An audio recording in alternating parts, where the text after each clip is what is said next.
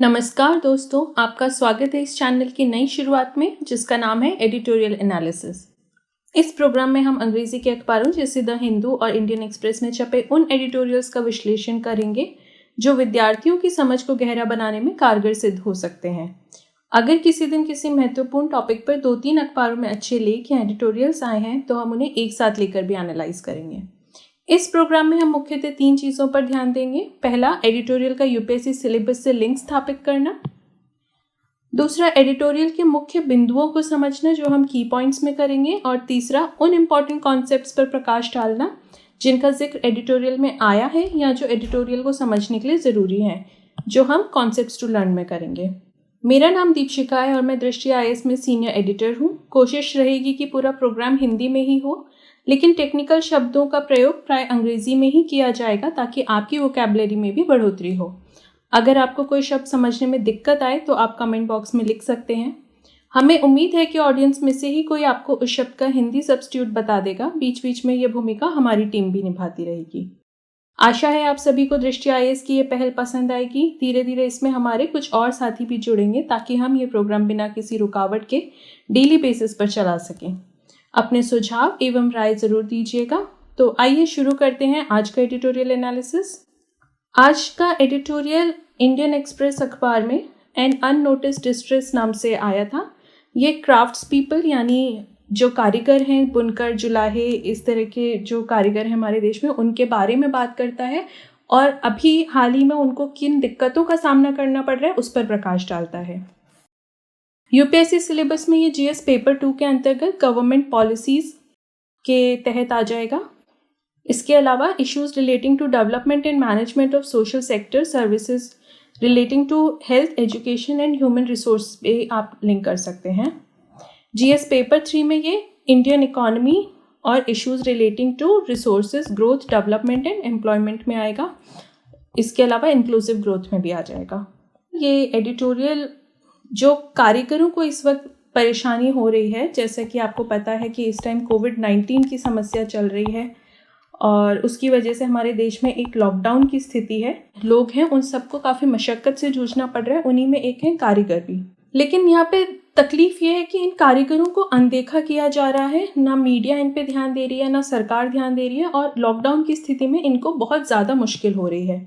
ये कारीगर समूह कौन सा है? ये है जुलाहा समूह, महिलाओं के निर्माता समूह, कई शिल्प कार्यकर्ता, कुम्हार, टोकरी निर्माता, कालीन बुनकर, पारंपरिक कलाकार और आर्थिक रूप से कमज़ोर कारीगर मुश्किल किस तरह की वंचितता और आय की अनिश्चितता से पीड़ित हैं। जैसा कि प्रवासी श्रमिकों पर मीडिया काफ़ी ध्यान दे रहा है। हम आए दिन सुन रहे हैं माइग्रेंट लेबरर्स के लिए, इसके लिए सरकार ने क्या कदम उठाए हैं और उनको क्या मशक्क़त हो रही है, लेकिन कारीगरों के बारे में ना मीडिया कुछ बोल रहा है ना सरकार ने कुछ कहा है। हालांकि कुछ गैर सरकारी संगठन जो हैं यानी एनजीओस, वहाँ से थोड़ी सहायता प्राप्त हुई है, लेकिन ये पर्याप्त नहीं है। उनके लिए तत्काल, अल्पकालिक और दीर्घकालिक भविष्य के लिए प्रमुख योजनाओं की आवश्यकता है जो जाहिर तौर पर सरकार की तरफ से आनी चाहिए। मुख्य चिंताएं क्या हैं इनकी? सबसे पहले कच्चे माल की आपूर्ति की स्थिति बनी हुई है, क्योंकि इनको अपने प्रोडक्ट में यूज़ करने के लिए जो कच्चा माल चाहिए होता है, जैसे यार्न हो गया यानी धागा, सूतली, उसकी सप्लाई जो है वो लॉकडाउन की वजह से रुक गई है। इसी वजह से मांग भी कम हो गई है। जाहिर तौर पे अभी हम लोग का जो सारा ध्यान है वो दरियों पे या कारपेट्स पे नहीं है, हमारा ध्यान एसेंशियल कमोडिटीज़ पे है, जैसे दूध, सब्जी पे। तो इनके जो थोक आदेश पहले के हो रखे थे वो भी रद्द हो गए हैं और बाकी मांग भी चली गई है। इनके पास राशन का पर्याप्त स्टॉक नहीं है और उत्पादन के लिए जो इनके पास माल है उसके उत्पादन के लिए कोई आय या कोई श्रमिक भी नहीं बचा है। एडिटोरियल कहता है कि यदि जून या जुलाई तक इस लॉकडाउन की स्थिति में सामान्यता आई तो इनको फिर से कच्चे माल तक पहुंच होगी और जो फेस्टिव सीजन हमारा आता है यानी दशहरा, दिवाली, तब तक ये पर्याप्त उत्पादन करने में सक्षम होंगे। हालांकि फिर भी कोई बहुत बड़ी खुशी की बात नहीं है, क्योंकि वो किसी बड़ी बिक्री की उम्मीद नहीं कर रहे। इसके पीछे कारण क्या है कि हमारा जो बाज़ार है वो पहले से ही एक मंदी के दौर से गुजर रहा था। जैसा कि आपको ध्यान होगा, लॉकडाउन के पहले ही जनवरी फरवरी से ही हमारी जो अर्थव्यवस्था है उसकी स्थिति थोड़ी परेशानीजनक थी।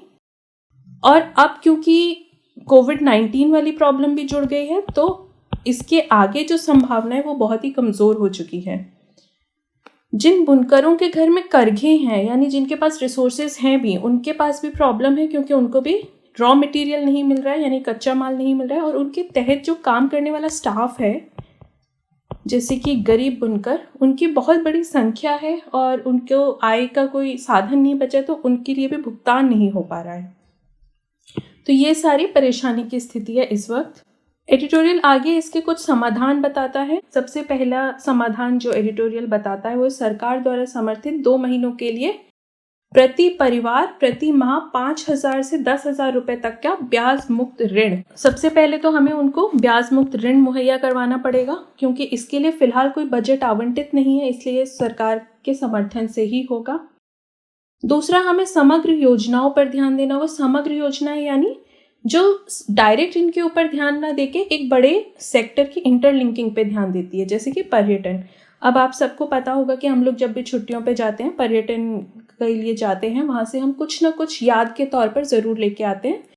तो वो जो लोकल हैंडीक्राफ्ट होता है, वहाँ का ट्रेडिशनल हैंडीक्राफ्ट होता है, वो टूरिज़्म की वजह से बिकता है। तो अगर हमने टूरिज़्म, जैसे कि आप कश्मीर में मान लें, अगर टूरिज़्म को भी हमने बूस्ट कर दिया या बढ़ावा दिया, तो अपने आप जो शिल्पकार हैं या जो कारीगर हैं उनको मदद मिल जाएगी। इसीलिए हमें सिर्फ इस सेक्टर की तरफ ना देखते हुए एक कॉम्पोजिट प्लानिंग को देखना पड़ेगा, जहाँ पे अलग अलग सेक्टर्स एक दूसरे की मदद करते हैं। तीसरा, कॉरपोरेट सेक्टर को आगे आना पड़ेगा। उनको एक एडवांस पेमेंट यानी अग्रिम भुगतान करनी पड़ेगी कारीगरों को, जिससे कि जो त्योहारी सीज़न आएगा, फेस्टिव सीज़न आएगा, तब तक ये ग्राहकों के लिए हैंडीक्राफ्ट्स या जो ट्रेडिशनल चीज़ें होती हैं वो तैयार कर पाएँ, क्योंकि इस वक्त उनके पास संसाधन नहीं है, तो वो अग्रिम भुगतान के साथ ही पॉसिबल होगा। चौथा, कच्चे माल की खरीद के लिए बैंकों से सॉफ्ट लोन मुहैया कराना। सॉफ्ट लोन के बारे में हम बात करेंगे। तो जो बैंक्स हैं उनको सॉफ्ट लोन इनको देना पड़ेगा, तभी ये आगे का काम कर पाएंगे।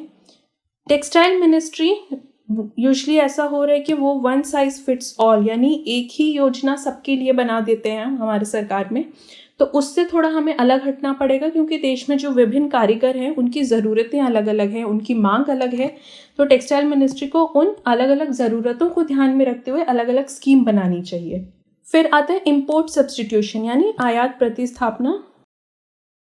इसमें क्या करना है कि हम जो भी चीज़ें अभी आयात करते हैं दूसरे देशों से, उसकी जगह हम हमारे देश में बनी चीज़ों का उपयोग ज़्यादा करें, देसी चीज़ों का। और पे त्योहारों के मौसम के दौरान कुम्हार मिट्टी, यहाँ तक कि गाय के गोबर के दिए बना के बेच सकते हैं। और हम जो उपभोक्ता हैं वो टी लाइट कैंडल्स जो हम इस्तेमाल करते हैं दिवाली के दौरान, उसकी जगह हम ये दिए इस्तेमाल कर सकते हैं। तो क्या होगा, इन कारीगरों को डिमांड साइड से थोड़ा एनकरेजमेंट मिलेगा, पुश मिलेगा अगर हम खरीदने लगे। दूसरा तरीका क्या है, जो 400 करोड़ रुपए के गोल कटे हुए बांस के डंडे हम आयात करते हैं। हमारे देश में अगरबत्तियों का बहुत यूज होता है, बहुत इस्तेमाल होता है, और ये अगरबत्ती बनाने के लिए गोल कटे हुए बांस के डंडे जो हैं वो चीन या वियतनाम से मंगाया जाता है। जबकि आपको मालूम होगा कि जो बांस है वो हमारे जो नॉर्थ ईस्टर्न स्टेट्स हैं, जो बैम्बू है वो बहुत आराम से मिल जाता है। तो हमें यहाँ से लेना चाहिए, ना कि चीन और वियतनाम से। उससे क्या होगा, ये जो पूर्वोत्तर राज्य हैं यहाँ पे भी डेवलपमेंट बढ़ेगा, वहाँ की जो लोकल आर्टिसंस हैं उनको मदद मिलेगी, और उनको हमें उचित तकनीकें प्रदान करनी पड़ेंगी जिससे वो बैम्बू का व्यापक इस्तेमाल कर पाएँ, जैसे कि कटलरी, कटिंग बोर्ड। जितना व्यापक इनका यूज़ होगा उतना ही इन लोग को प्रॉफिट मिलेगा। तो ये 2 तरीके हैं इम्पोर्ट सब्स्टिट्यूशन के जो एडिटोरियल बताता है। आखिर में एडिटोरियल कहता है कि अगर हमारी जो ट्रेडिशनल पारंपरिक मांग जो है इन कारीगरों से, वो इस टाइम अगर बंद है, जैसे कि हम दरी, चटाई ये सब नहीं खरीद रहे हैं, तो हम दूसरे तरीके से मांग बना सकते हैं। जैसे कि इस टाइम फेस मास्क जो है, आप लोग को भी पता होगा, कोविड-19 में फेस मास्क यूज़ करने पे बहुत जोर दिया जा रहा है, यहाँ तक कि लीगल एक्शन भी लिया जा रहा है अगर आप मास्क के बिना बाहर जाते हैं। तो इतने मास्क अभी सप्लाई में नहीं है। जैसा कि हमारे प्रधानमंत्री ने बोला था कि बुनकरों द्वारा ये मल्टीपर्पज़ हथकरघा गमछा जो है, मल्टीपर्पज़ हैंडीक्राफ्ट गमछा, ये यूज़ कर सकते हैं हम फेस मास्क की तरह। इससे क्या होगा, एक तो बाहर से मास्क की जो सप्लाई में तकलीफ आ रही है उससे निपटारा हो जाएगा, और दूसरा तब तक इन आर्टिसंस को मदद मिल जाएगी, डिमांड क्रिएट हो जाएगी एक। तो यहाँ पे हम एक तीर से दो निशाने वाला काम करेंगे। ये कुछ समाधान सजेस्ट करता है एडिटोरियल। इसका फ़ायदा क्या होगा अगर हम ये सारे कदम उठाते हैं? तो एक तो कारीगरों को एक सतत आय यानी सस्टेनेबल इनकम का सोर्स क्रिएट हो जाएगा। दूसरा, हमारे जो हेरिटेज है, विरासत है और कौशल है, उसका संरक्षण होगा। तीसरा, जैविक प्रथाओं के साथ फिर से सक्रिय ग्राम उद्योग, तो जो ऑर्गेनिक प्रोडक्शन होगा इस वजह से, उसकी वजह से एक तो ग्राम उद्योग में सक्रियता आएगी, यानी इकोनॉमिक फ्रंट पे हमें मदद मिलेगी। कार्बन फुटप्रिंट कम होगा, यानी पर्यावरण की दृष्टि से भी अच्छा है। तीसरा, डिस्ट्रेस माइग्रेशन, जो मजदूर हैं जो गांव छोड़ के आ जाते हैं क्योंकि वहाँ पे आय के साधन कम है, तो वो माइग्रेशन भी रुकेगा जब गांव में ही उनको काम मिलने लगेगा। तो ये हो गया सोशल। आप देख सकते हैं कि अगर ये कदम उठाए तो ये 3 फ्रंट्स पे एक साथ काम करेगा, इकोनॉमिक, एनवायरमेंट और सोशल।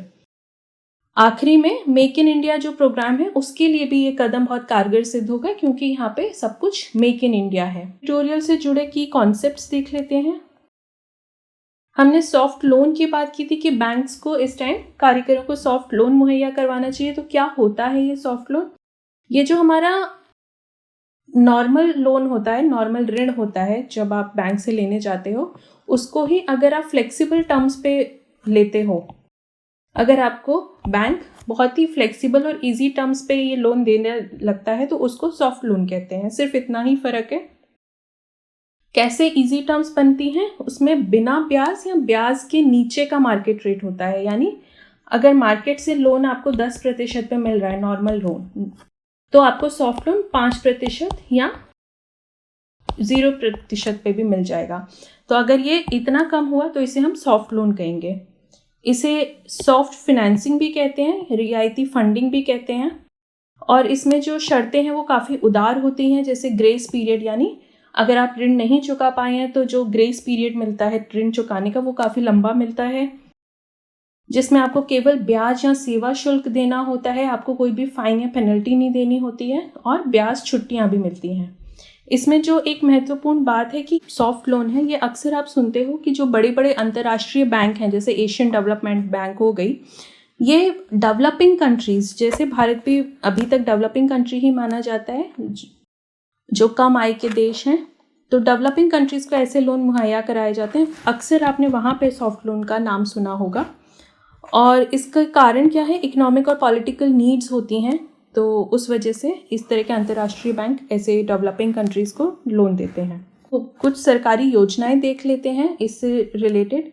सबसे पहले उस्ताद स्कीम के बारे में सुना होगा आपने, upgrading the skills and training in traditional arts and crafts for development. ये उसका फुल फॉर्म है उस्ताद का। यहाँ पे आपको जो याद रखने वाली बात है वो ये कि ये जो स्कीम है ये मिनिस्ट्री ऑफ माइनॉरिटी अफेयर्स की है।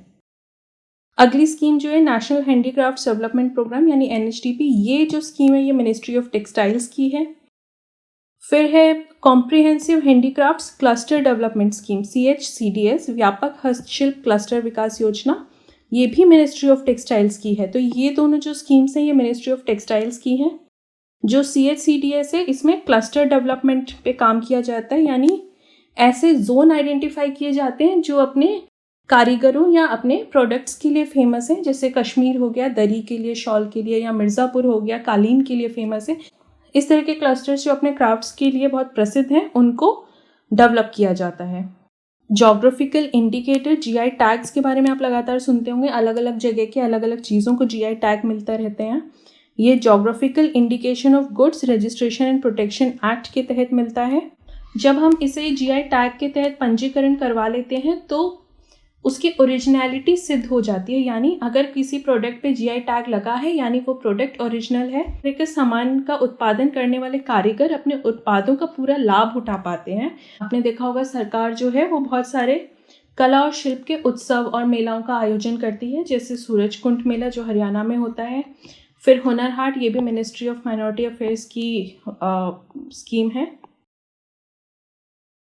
हुनर हाट। तो इस तरह के कुछ कदम हैं जो सरकार ने कारीगरों के लिए उठाए हैं अब तक। ये था आज का एडिटोरियल एनालिसिस। हम अगले टॉपिक के साथ फिर मिलेंगे, तब तक के लिए धन्यवाद।